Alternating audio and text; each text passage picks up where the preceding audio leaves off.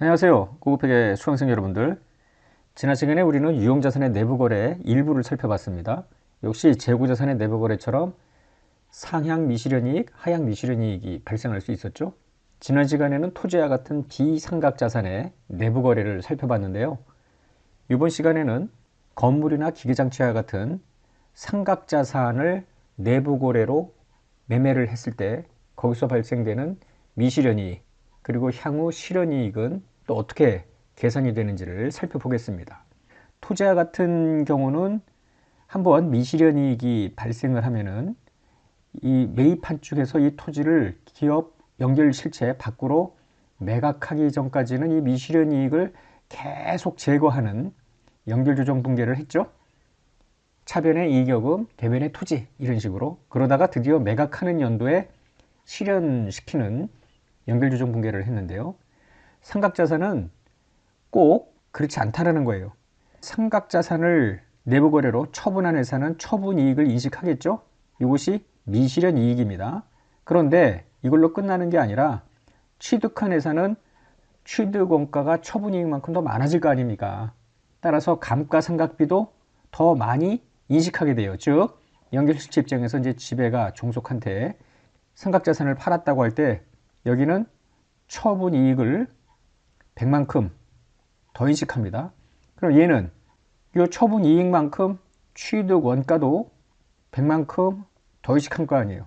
근데 요거는 향후 비용으로 빠질 거 아니에요. 감가상각비를 통해서 삼각 될 거니까 굳이 외부로 매각하지 않더라도 여기는 처분이익, 여기는 감가상각비 비용, 이걸 잔여기간 동안 누적하면은 결국은 이익 100, 비용 마이너스 100 해가지고 이게 이익이 사라질 거 아닙니까? 따라서 더 많이 인식하는 감가상각비만큼 매년 요 미실현이익의 일부가 실현되는 것으로 간주하는 것입니다.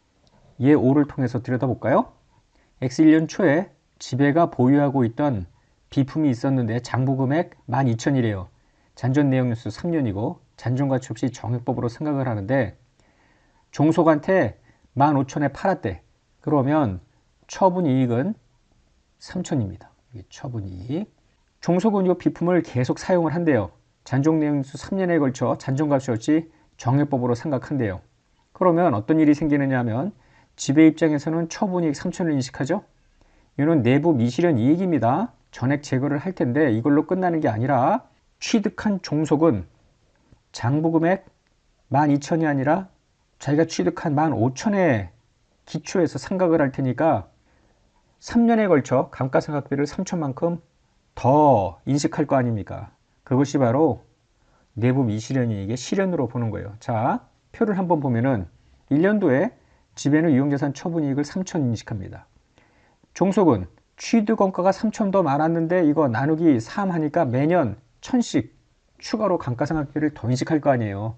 결국은 3년 누계로 본다면은 처분이익 3,000, 감가상각비 3,000 이거 상쇄가 될 거 아닙니까? 즉 3,000의 미실현이익이 매년 천만큼 실현이 되는 걸로 보는 거예요. 따라서 단순 합산한 결과 당기손익의 영향을 본다면은 1년도 말에는 미실현이익 3,000, 실현이익 1,000 해서 2,000의 미실현이익이 있는 겁니다.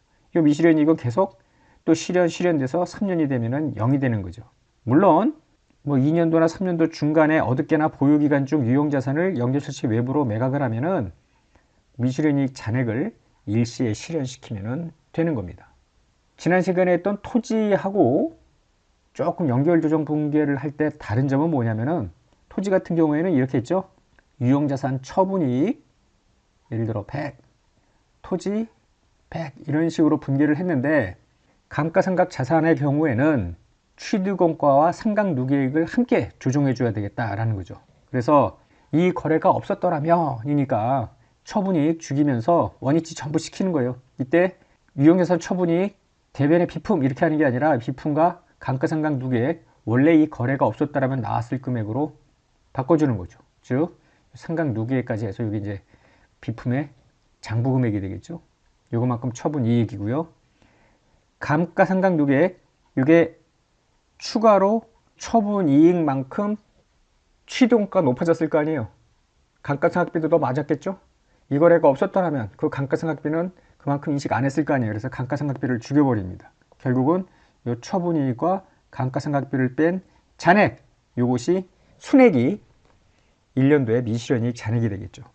자, 내부거래 발생연도 다음 연도부터 외부로 매각하기 직전까지 상향이든 하향이든 상관없이 계속해서 똑같은 분기를 해야 되죠. 요 첫 번째 분기와 관련해서 이제 더 이상 처분이익이 아니라 이익여금으로 하고요. 감가상각은 2년째, 3년째 계속 나갈 거 아니에요. 그때 단기부는 감가상각비, 관연도 상각비는 이익여금, 이런 식으로 해서 계속 나가면 되겠습니다. 그러다가 외부로 중도에 매각을 했으면은 잔여 금액만큼 모두 다 미실현 이익을 죽이면서 유형자산 처분이익, 이와 같이 회계 처리하면 되죠. 이제 8번 볼게요. 지배는 종속의 지분 90%를 소유하는 지배기업이고 지배력 취득 시 종속회사의 순자산의 장부금액 공정가치는 같다고 했습니다. 뭐 금액을 굳이 여기다가 넣지는 않은 이유가 연결분계를 할 때 유형자산 내부거래의 연결조정 분기에만 거기에다가만 초점을 두기 위함입니다. 1년부터 3년도까지 종속의 순이익이 10만, 11만, 12만이라고 가정하자고요. 자, 1년 초에 지배는 종속한테 하향 내부거래입니다. 보유하고 있던 기계장치 취득원가 6만, 상각누계액 2만이니까 장부금액은 4만인데요. 요거를 잔잔 내용뉴스 4년 잔존가치시 정액법 상각을 하는데 5만에 팔았대요. 따라서 처분이익은 만원이 되겠습니다. 종속은 이 기계장치를 계속 사용했대요. 1년도에도 사용하고 2년도에도 사용하다가 3년 초에 연결실체 외부에 팔았다고 하니 3년 초 현재 미실현된 이익을 몽땅 다 실현시키면 되겠죠. 그래서 1, 2, 3년도 내부거래 관련해서 연결조정 분계, 비지배 지분 대체와 관련된 거 다 해보자, 이런 거예요. 요 2번까지 설명하고 1, 2번 한꺼번에 풀게요. 자, 물음 1번에서 종속이 기계장치를 3년 초가 아니라 3년도 7월 1일에 매각했다고 가정하고 다시 한번 요 관연도 미실현이익의 실현 및 비지배 지분 해당액을 귀속시키는 연결분계만 표시하자라는 겁니다. 자, 그러면 1번 1년도 말 연결조정 분계 지배력 취득일 현재 종속기업 순자산의 공정가치와 종속기업 투자를 상계 제거하는 것부터 시작을 하겠죠. 그러다가 자, 이제 기계장치 거래가 있었잖아요. 하향 거래였습니다. 지금 처분이익이 만원이죠. 장부금액 4만원짜리를 5만원에 팔았으니까 이게 토지였다면은 차변에 유형자산 처분이익 만, 대변에 토지 이러면 되는데 이게 취득원가하고 상각누계액이 각각 구분 표시되는 총액으로 표시되는 상각자산이기 때문에 기계장치라고 그랬죠. 원위치 시켜야 되겠다라는 거죠. 즉 한번 보세요. 원래는 이 거래가 없었다면은 1년도 초 이제 취득원가 6만, 상각누계액 2만인데 이게 슉 가면서 어떻게 했어요? 종속한테 가면서 종속은 이를 기계장치 5만 이렇게 했을 거 아니에요. 장부금액 4만이고 그러니까 기계장치를 5만에서 4만으로 줄이는 게 아니라 기계장치 5만을 기계장치 6만, 상각누계액 2만으로 원위치 시켜야 될 거 아닙니까? 각각. 그렇기 때문에 처분이익을 만원 하면서 기계장치 만, 상각누계액 2만 이런 식으로 원위치를 시키는데 유의를 해야 돼요. 조금 귀찮기는 합니다. 더 나아가서 만원을 1년도 초에 이제 거래하면서 처분이익이 생겼는데 잔존 내역연수가 4년이라며 그러면은 매입한 측에서 2,500만큼 감가상각비를 추가로 더 인식했을 거 아닙니까? 이거 없어져야지. 그래서 감가상각비 죽이고 상각누계. 그렇기 때문에 1년도 말 현재 미실현 이익은 7,500이 되는 겁니다. 그럼에도 불구하고 이번 분기에 종속기업 당기순이익 중 비지배 지분 해당에 계산할 때 하향거래 미실현 이익이니까 10만원 곱하기 0.1 한 것만큼 비지배 지분으로 귀속시키면 되는 거죠. 그러나 나중에 봅니다만 상향거래일 땐 신경을 곤두세우고 문제를 풀어야죠. 이제 X 2년도로 가볼까요? 지배력 취득 시점부터 단기 초까지 종속기업 순자산 변동, 즉 전년도 순이익 중 10%만큼 비지배 지분으로 가고요. 자, 이제 2년도에 기계장치 하향거래, 외부로 아직 안 팔렸으니까 내부거래 미실현이익 제고, 실현이익의 실현 이런 걸 해야 되는데 요게 앞으로 잠깐 가볼게요. 1년도에 요 분기입니다. 기계장치 만, 상각누계액 2만, 처분이익 만. 처분이익은 작년 거냐. 그래서 처분이익 대신에 이익여금 해놓고 나서요. 이제 2000년도 말이니까 상각을 두 번 했을 거 아니에요. 2,500씩. 그래서 금년 거 2,500, 작년 거 이익잉여금 2,500 각각 이렇게 해놓고 상각 두 개. 그러면은 이게 미실현이익인데 두 번 실현되어 결국은 1년도 말 현재 미실현이익 잔액은 5천이 남는 거예요. 그럼에도 불구하고 하향 거래이기 때문에 역시 마지막 종속기업 당기순이익 11만 원에 10%만 비지배 지분으로 귀속시키면 됩니다. 이제 3년도 말인데요. 지배력 취득 시점 1년도 초부터 2년도 초까지, 즉 1년도 순이익, 2년도 순이익의 10%만큼을 비지배 지분으로 가져가고요. 드디어 3년도 초에 팔았다며. 그러면은 2년도 말 혹은 3년도 초 현재 미실현이익의 잔액은 얼마냐면은 5천이 남았잖아요. 그거 처분이. 이때는 이미 기계장치는 외부로 다 팔리고 없어졌기 때문에 뭐 상각 누계 뭐 이런 거 생각할 것도 없어요. 그냥 처분이익, 이익여금 하면은 끝나는 거예요. 그리고 3년도 순이익 중에 10%를 비지배 지분으로 돌리면 되겠습니다. 이번에는 물음이었는데요. 3년도 7월 1일 날 외부로 기계장치를 매각했다라는 것만 제외하고는 나머지가 똑같은 거죠. 그래서 3년도 분기만 해보자라는 건데, 자, 3년도에는 지금 원래 1, 2, 3, 4 지금 1년도 말, 2년도 말, 3년도 요때 7월 1일 날 상각을 했기 때문에 1250만큼 6개월분 상각비가 먼저 인식됐을 거라고, 이게 실현된 것으로 간주를 하는 거예요. 그래서 개별재무제표에 상각비 인식했던 것 중에 1250원을 죽여버리고요. 모두 다 나머지가 처분이익이 됩니다. 이게 1년도 말, 2년도 말 현재 미실현이익의 잔액이죠. 결국은 여기서 우리가 결론을 내리는 건 뭐냐면은 3년도 중에 매각이 언제인지에 관계없이 실현이익은 5천입니다. 이게 4월 1일 날 매각했든 9월 1일 날 매각했든 어차피 감가상각비와 처분이익으로 실현되는 것이기 때문에 똑같다라는 겁니다. 뭐 이번 분계는 앞서 해답 1번과 다르지 않습니다. 이번에는 물음 3, 4번인데요. 이거는 물음 1, 2번과 달리 상향거래로만 바꿔놓은 거예요. 이번에는 종속이 지배한테 팔았습니다. 그래서 3년도 초 연결, 3년도 초에 실현된 거고요.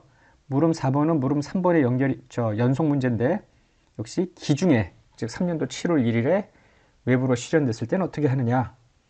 자, 하향과 달리 상향거래일 때는 뭔가 조심을 해야 된다라는 이야기를 했죠. 기계장치 상향거래 보시면 처분이익, 감가상각비 해서 결국은 7,500만큼이 미실현이익입니다. 앞서 했던 거랑 똑같죠? 이때 이제 요 2번 분기할 때 조심해야지. 종속기업 당기순이익의 10%를 곱할 때 요거 미실현이익 빼고 실현이익 더하는 것으로 간주해서 9,250을 비지배 지분 귀속 순이익으로 확정 지어야죠. X2년도 볼까요? 자, 지배력 취득부터 당기초까지 종속기업 순자산의 변동액, 즉 종속기업 전년도 순이익이네. 이거의 10%가 아니라 작년에 마이너스만 플러스 2,500 했던 9,250 앞으로 하나 가볼게요. 이 9,250이 그대로 다음 연도 분기로 이어지죠. 그 다음에 2번 분기 봅니다. 기계장치 미실현이익, 이제는 작년 거니까 이익잉여금으로 표시하죠. 처분이익은 10,000원이 미실현이익인데 두 번 상각했잖아요. 따라서 작년 상각비, 금년 상각비 해가지고 5천만큼이 실현이 된 걸로 볼 수가 있겠습니다. 그 중에 요거는 작년 실현, 요건 금년 실현이니 실현이익 여기서 조정해줘야죠. 3번 분기할 때 2년도 당기순이익에 2년 중에 과년도 미실현이익 중 실현된 것이 2,500, 여기에 곱하기 10% 11,250입니다. 3년도 연결로 가보면은요, 지배력 취득 시점부터 당기초까지, 그러면 이게 1년도분, 이게 2년도분, 마지막 분기 했던 거 그거예요. 그거의 10%까지 먼저 집어넣어 주고, 드디어 과년도 상향거래 미실현이익 얼마에 5천만큼이 처분이익으로 실현이 되면 되죠. 마지막 분기할 때 조심해야죠. 지금 종속기업의 순이익은 12만 원이지만 이 처분이익만큼을 가산한 금액의 10% 12,500이 비지배 지분 귀속 당기 순이익이다 라는 겁니다. 한편 해답 4번, 만약에 3년도 7월 1일 날 매각했으면 어떻게 되느냐. 역시 3년도 7월 1일 매각 직전까지 이 1년도의 상각비 2,500의 반 1,250만큼 상각비 인식했을 거 아니에요. 그거 죽여버려야죠.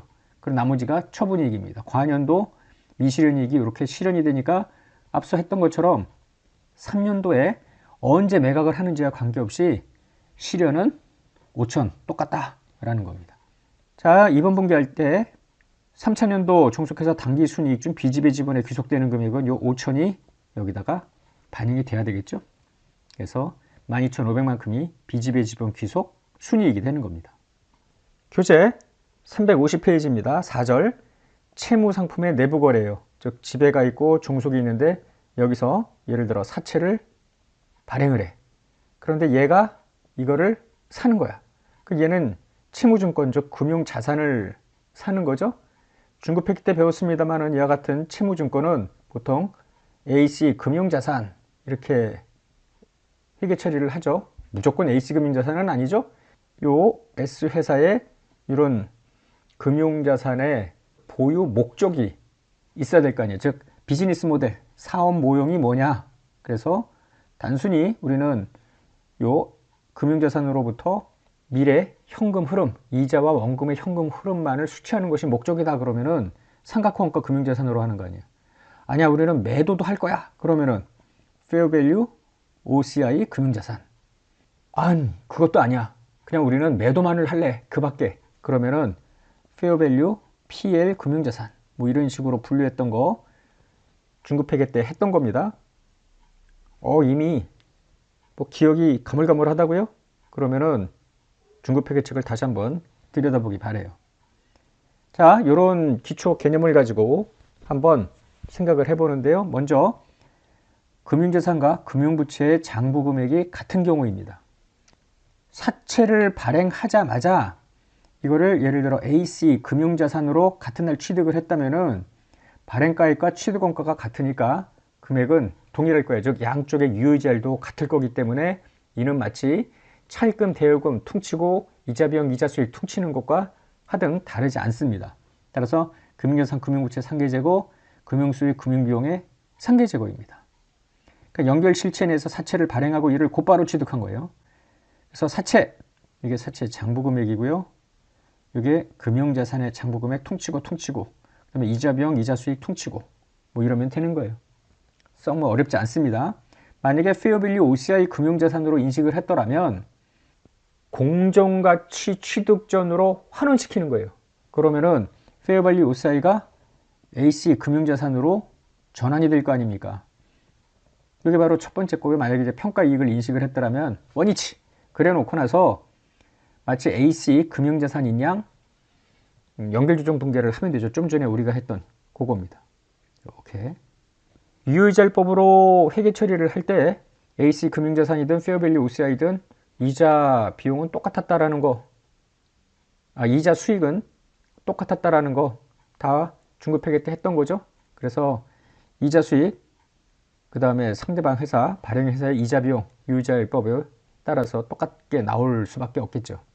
예제 9번을 보면 갑은 의뢰사의 지배기업인데 1년 초에 갑이 발행한 사채를 우리 즉시 모두 취득해서 AC 금융자산으로 회계 처리했대요.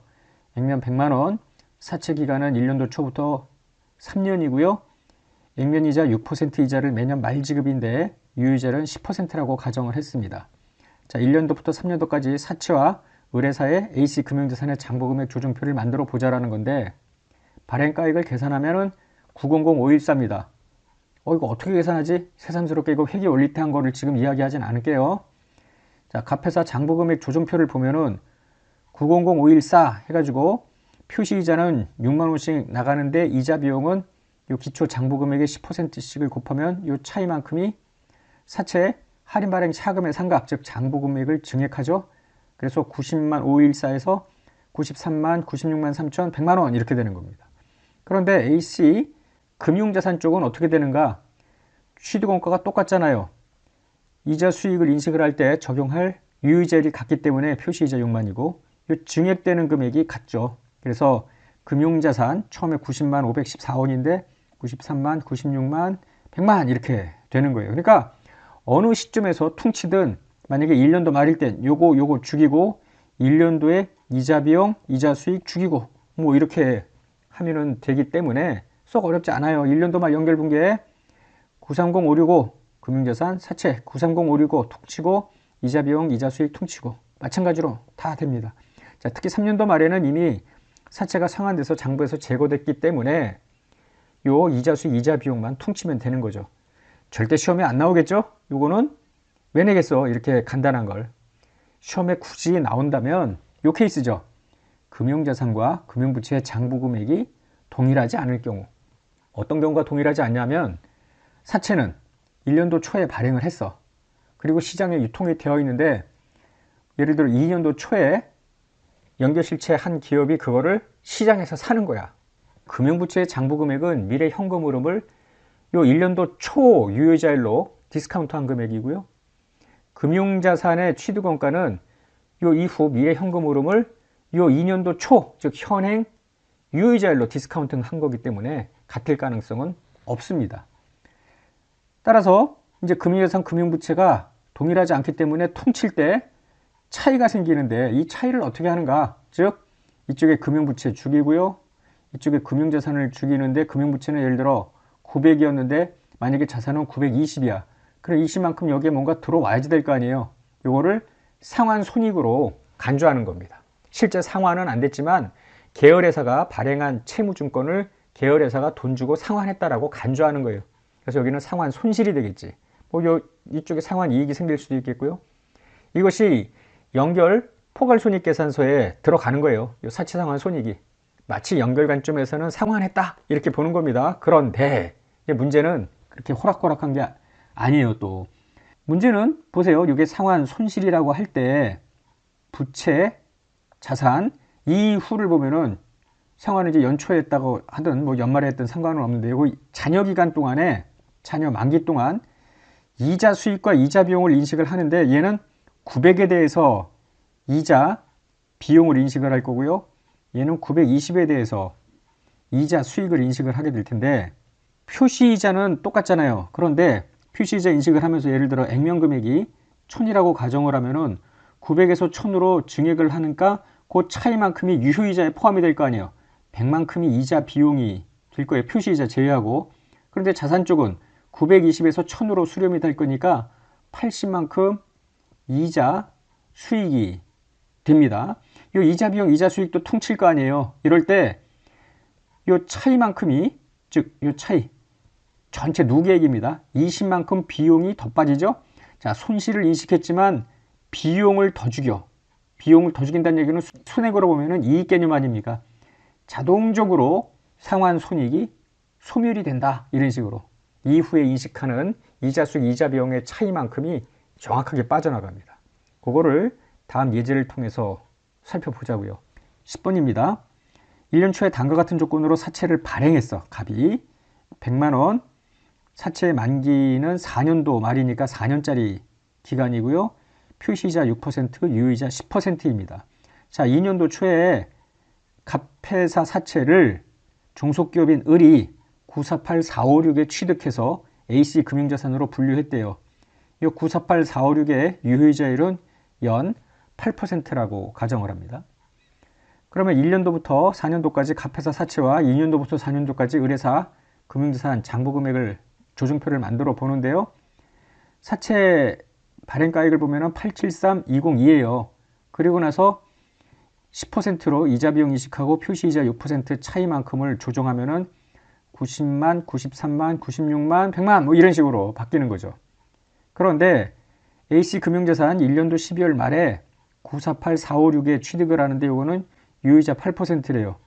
증액, 증액, 증액 이렇게 들어가는데 지금 눈으로 보더라도 이 같은 날 얘하고 비교하면 사채 장부 금액은 90만 520인데 이를 94만 8,456원에 산 거나 다름없잖아. 좀 많은 금액으로 상환을 한 것이니 이 차이만큼 상환 손실이 생기는 것이나 다름이 없겠습니다. 그래서 사채 상환 손실 두 금액의 차이 47934입니다. 그런데 이 이후에 이자 비용이 여기 3년 아니에요. 이자 수익이 요 3년인데 이자 비용하고 이자 수익을 누계액으로 생각을 해보세요. 이거 퉁치고 퉁칠 거 아닙니까 결국은. 그런데 사라지는 이자 비용이 사라지는 이자 수익보다 눈으로 보더라도 훨씬 많잖아요. 요 차이 3년치 차이가 이 두 금액의 차이랑 똑같아요. 손실이지만 이 손실은 점점 소멸이 된다고, 효과가 비용을 더 많이 죽이니까 그거를 이해하시면 되는 거죠. 그래서 자 보세요. 2년도 말 연결조정 분계를 보면은 사채 2년도 말이면은요 요 금액입니다. 지금 2년도 말 930574 964332인데요. 사채상환 손실 47934 하고 이자 수익, 이자 비용 서로 금액이 차이가 나죠.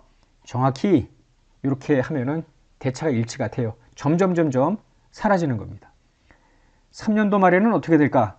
자, 이자 수익, 이자 비용 하면서 그때 3년도 말 사채 장부금액 요 AC 금융자산 하면은 여기가 사채 상환 손실인데 과년도 손실이니까 이익잉여금이고요. 요거는 이미 한번 조정이 된 후에 금액입니다. 2년도 사채 내부거래소 조정된 차액입니다. 원래 발생한 상환 손실에서 이자 수익 제거된 것보다 이자 비용 제거가 더 컸잖아요. 그래서 33758. 4년도 말에는 이자 비용, 이자 수익 또 퉁치면서 이익여금 17848인데 이것은 33758에서 또 조정된 이 금액입니다. 그러니까 4년도 말에 이렇게 하고 모두 다 끝나는 거죠. 이 순액이 얼마예요? 퉁치면 0이지 않습니까? 예제 10의 연결재무제표 역량을 다시 한번 표로 보면은요. 사채 상환 손실이 있습니다.